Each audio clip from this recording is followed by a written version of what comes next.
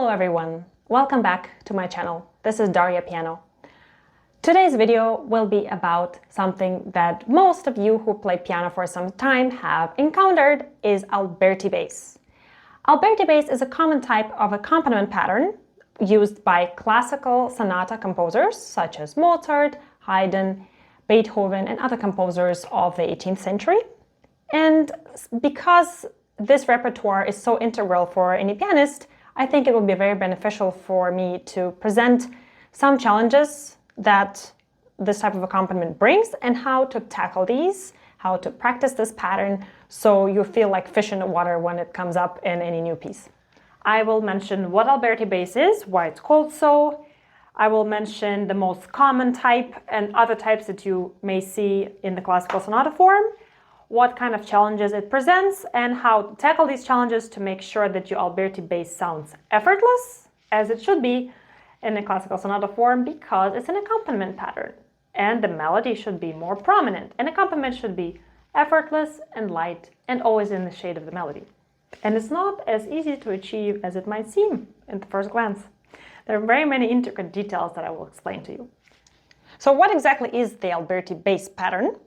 It's an accompaniment usually occurring in the left hand. However, it can be in the right hand as well. I'll show you some examples later. And it's a pattern consisting of chordal tones or triad, usually triad tones, could be seventh chords as well, or inversions. So this is a triad, this is an inversion of a triad, could be a seventh chord, incomplete, one like this. Could be inversion of a seventh chord and so on. And the pattern in which it occurs, the order in which the notes occur, usually bottom, top, middle, top. And then when it plays fast, it becomes like this.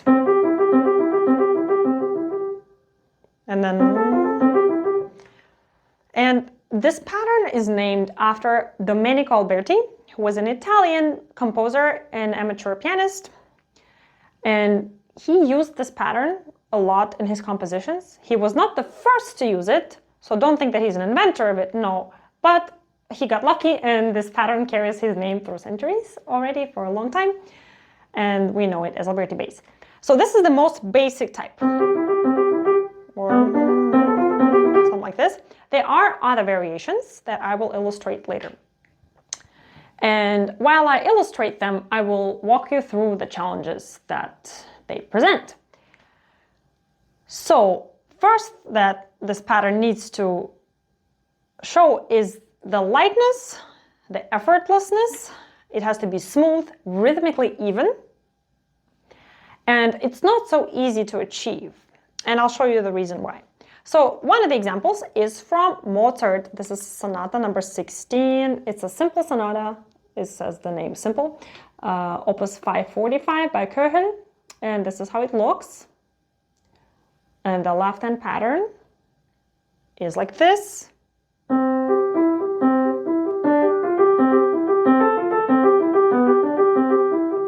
I'm going to play two hands for you together, and you can hear. Try to listen to the left hand compared to the right hand. You will hear that the right hand sounds more important because it has the melody, but the left hand has to obey the right hand in a way, so it has to accompany it. But within that accompaniment, there is also a hierarchy of the gradation of the volume that each note gets. And this is the intricate detail that you have to listen for. Try to do that. So right hand louder, left hand less. Here we go.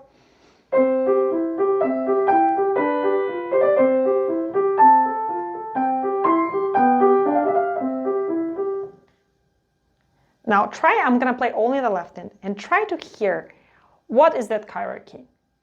Which note is louder, which note is less, which note is middle.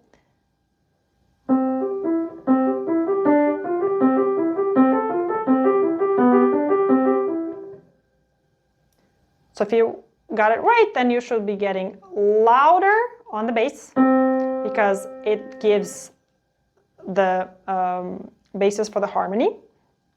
And we want to hear that because everything is on top of the, has to be solid. And then what is the quietest is the repeated note. Usually if you have a pattern of some kind of pattern with a repeated note, we try to make the repeated note quieter.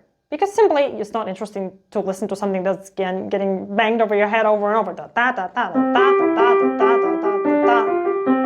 Right? And and see that G carries over to the next measure. So these notes change from here to here, but G doesn't change. So if you're gonna make that, everyone's gonna get tired of that, right? And people hear it immediately. But what is so challenging about hiding this note? It's thumb. And thumb is, you know, from my thumb video, and maybe you've noticed yourself, the thumb is heavy and harder to make it more responsive to the touch, right? Because it's just simply wants to go like this. So how do we do it? We want to hear this. Right? So try to hide the thumbs, like lighter, make it lighter.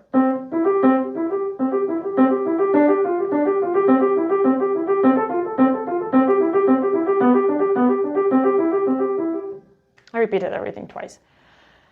It doesn't matter. So you got the idea, right? So one of the challenges is to make it light, smooth, rhythmically even, while the dynamic should be different between the notes. Louder, the softest, second loudest.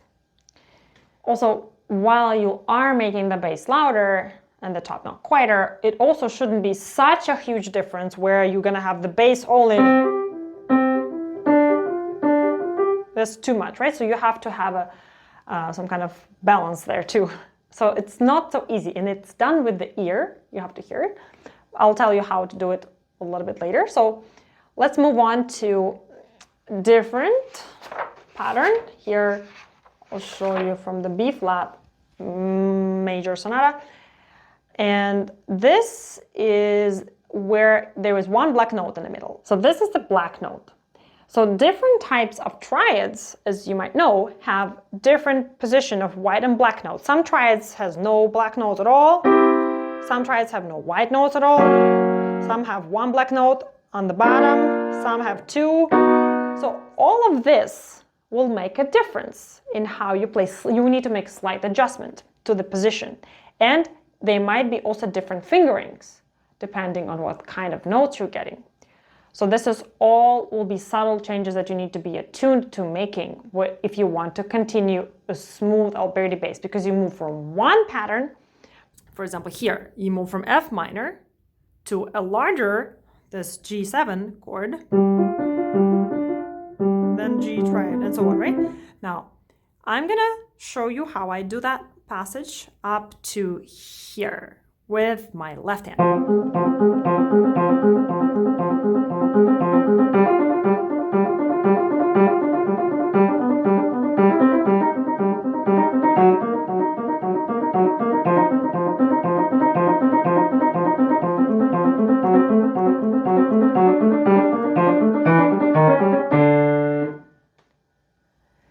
So besides making each of them in more, less, slightly secondary, less, I'm also making sure that my first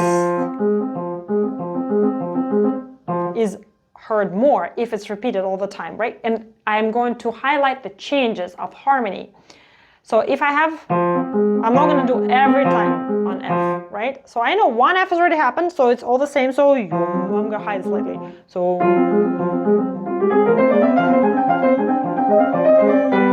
now is a new harmony.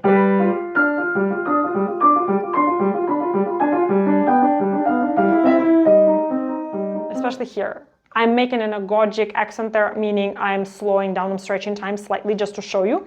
But I'm going to emphasize here that note, because this is the note that's changing from, you go in here, from the E natural, I have an E flat. So in such a pattern, there could be very subtle changes, one note of the three changes. I'm going to try to emphasize that because this is the interesting flavor turn that happens, right? And so you have to shape the line not only vertically, where, again, the hierarchy of notes, but also horizontally. Once you see in which progression it unfolds, you have to highlight one or the other to make the accompaniment more interesting. Because otherwise, if you make everything like this, even if you are very good at making it even,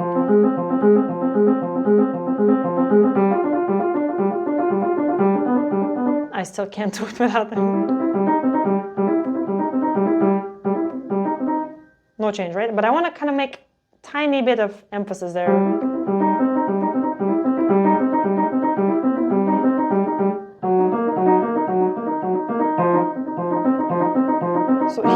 notes change, and so on. I'm going on a long tangent here about expressive flavor, but you have to also keep that in mind to make your accompaniment interesting so it doesn't get boring because it's a repetitive pattern. Next example is from Mozart Sonata in F major, number 12, second movement. There is a little variation there in the Alberti Bass pattern. So this starts normally, normal, and then look how interesting. The top voice here is moving up. What I mean by top voice? The top voice is basically there is a hidden polyphony. Polyphony is multiple voices having their own life and simultaneously being played. And this one is the bottom voice here and then the top. Why is it called hidden? Because it's within the same line. So there's one line, there is no stems going up and down. It's still within the same voice, within the same line. But there are two different voices implied. And the bottom voice stays the same consistently. Now it moves a little bit, and then the top voice changes. So now if we talked about before where the bottom note usually has more emphasis in such a pattern, where you have like this kind of pattern, you will have more emphasis on the bottom because it's changing and the top is the same. Now, if your top is changing, then you're going to make that more important and that more interesting. So in that measure here, you're going to have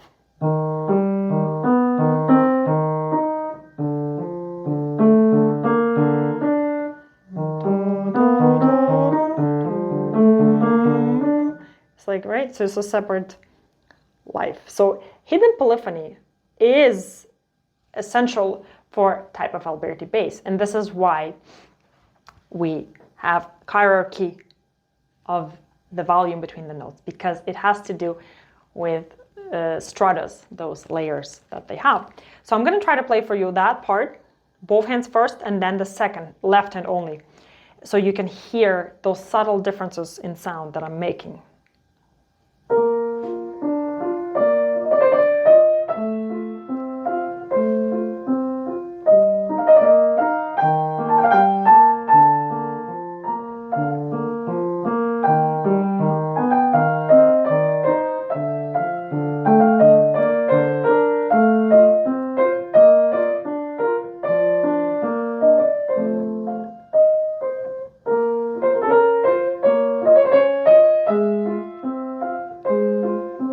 And so on. To save time, I'm not going to go on, although it's a beautiful movement. Left hand only now. So how do I shape it?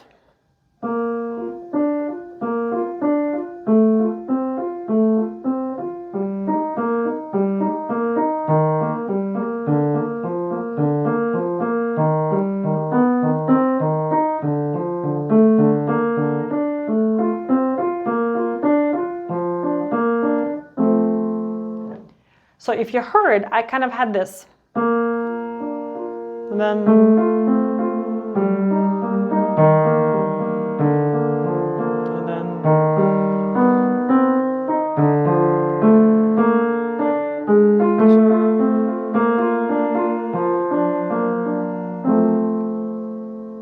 so did you hear the differentiation there between the voices?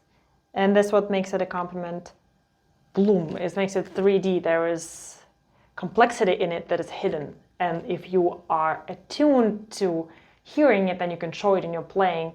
It becomes more interesting and more beautiful. And this is something that is implied, but only a person who is sensitive and aware can read that, right? So simple, it doesn't project on the page, right? It's just back and forth, same dynamic. There's no dynamic at all, right? So there are certain things that you kind of have to learn as you go. So this illustrates to you that when you are aware of these different layers of voicing that are hidden within this one line accompaniment, you are able to make it more interesting, more highlighted, and it becomes more engaging and it becomes moving forward. When you can anticipate the next harmonic move with your bass note or with your top voice, a melodic movement, it creates a counter melody which is beautiful, and you create the continuity and the flow of the accompaniment rather than making it square and repetitive, which it can be just because the rhythmic component is so consistently the same. Now I'm going to show you a few various types of Alberti bass, and one of them is here, same sonata, F major. It's in the beginning. It looks like this. So there's a slightly varied order of notes, right? So you have bottom, middle, top, middle, and then bottom, and so on. Right? I'm going to play the left hand for you.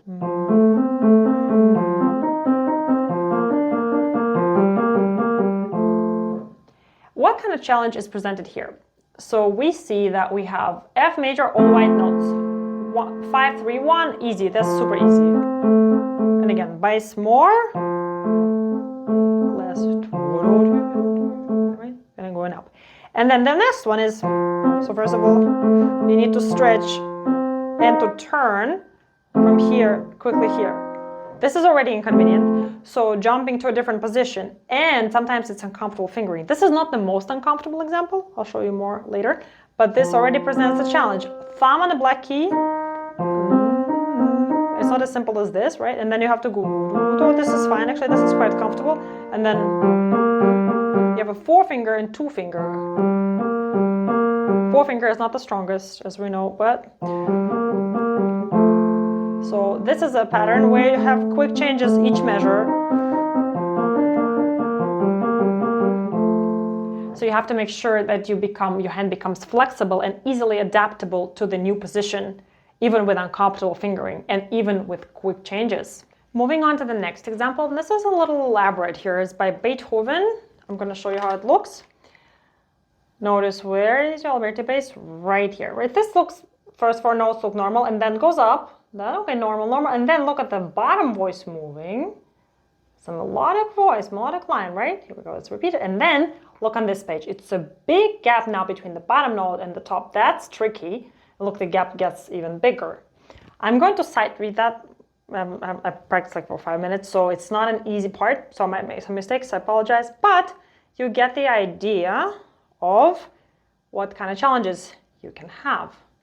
And try to listen for that shaping that I'm gonna attempt my best to do well. All right, here we go. I'm gonna try a little slower.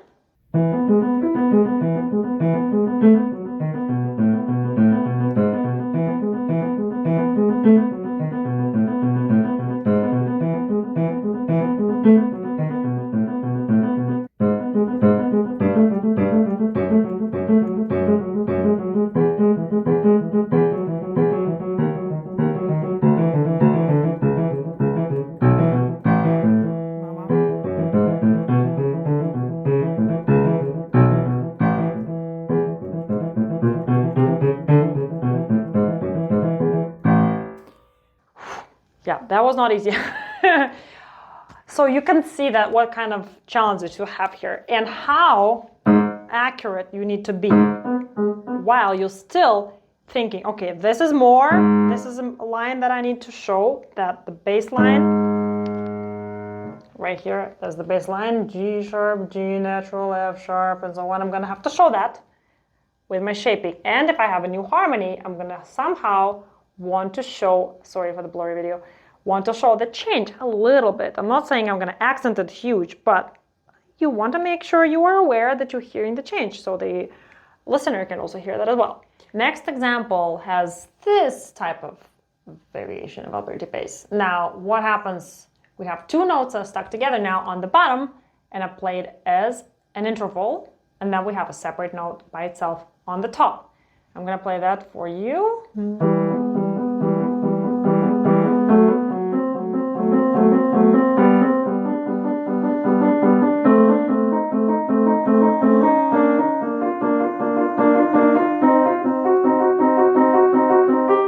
And so on, right? So now what am I doing? I don't want to emphasize the thumb so much, but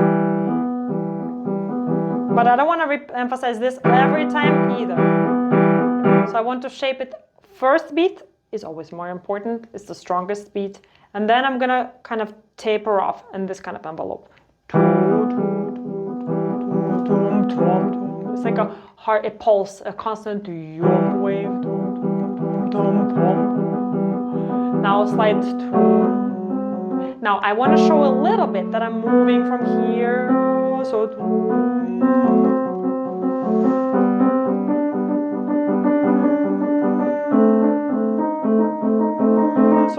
want to hear. I still want to hear this voice moving, and so on. And I also want to hear this change.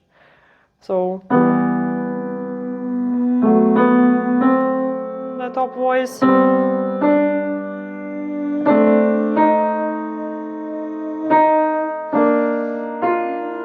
And so on.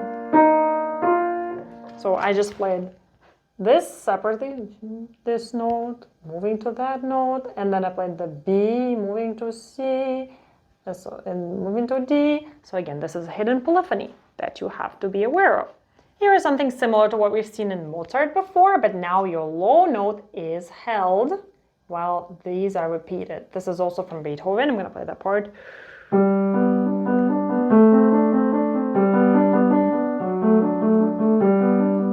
So this is not hidden polyphony. This is a written out polyphony.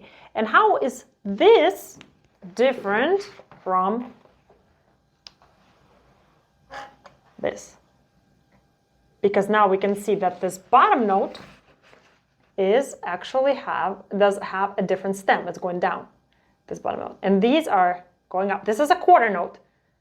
And it lasts throughout all these notes, but it's the bottom voice. It's like if you're singing in a choir, it's the bass voice, and then you have the tenor voice singing this, while this is holding. So you can see my hand. Now what I'm doing here is we're gonna hold the bass note and play these.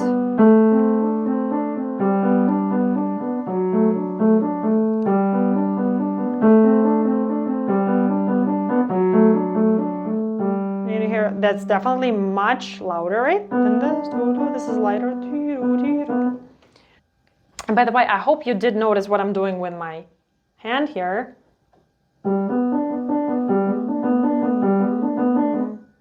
This it's a circular motion, right? This, if I have this, what is this? If you remember my wrist video, this is rotation. So they're slightly different. If you have a different version, you might need to use a slightly different wrist move for that. Last few examples we have for the left hand. That's from Beethoven. That's actually from the Moonlight Sonata, the third movement. And this is from the last few pages. When the left hand here, you can see this almost, it's not exactly an Alberti bass, but a similar kind of pattern when you have something up and down, back and forth.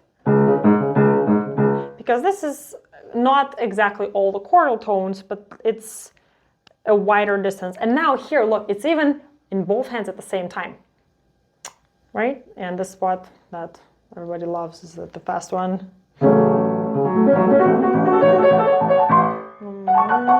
I don't play it, so, but you know this piece. So again, from here, I'll try to do left hand for you. Quite a large distance here.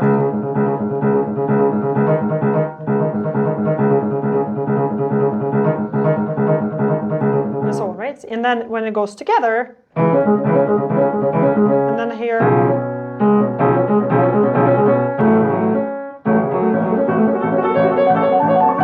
so, but you don't need that part, sorry.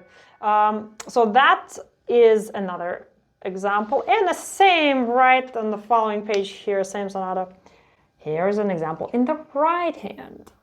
So we have.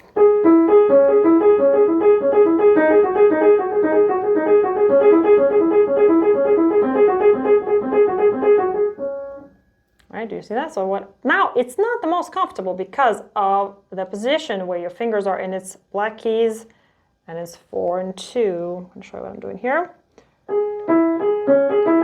Well, this is already not the most comfortable position where you have one finger here and 2 fingers on the black keys. This is much easier, right? Even this is the most comfortable where they have black note in the middle. But okay, sure. And then weak finger 4 here. This position is also very unstable for your hand, not easy. And then this,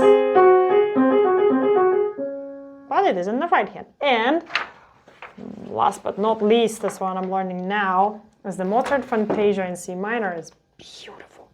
And look at this beastly right hand pattern in a crazy fast tempo as well. So 32nd notes in a pure allegro. Not easy. And sounds like this. Not the whole thing, but just a little bit.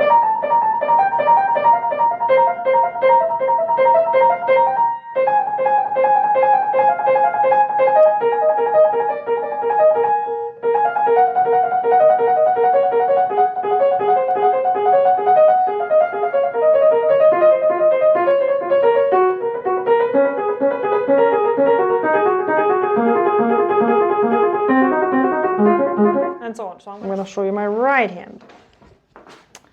So, and you see how uncomfortable the spacing is here. For example, this is already this is already uncomfortable. See how I'm highlighting that voice is changing? Bum, bum, bum, bum, bum.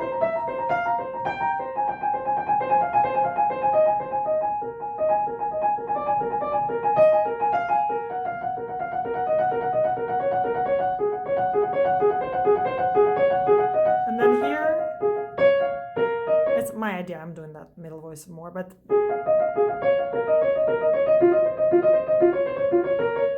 because I want to show that I'm changing that.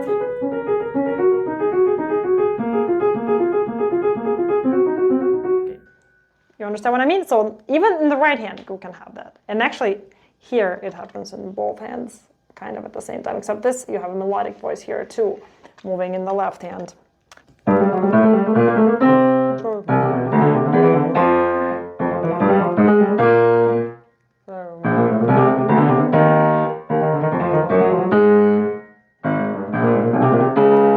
Right, and then together doesn't fit.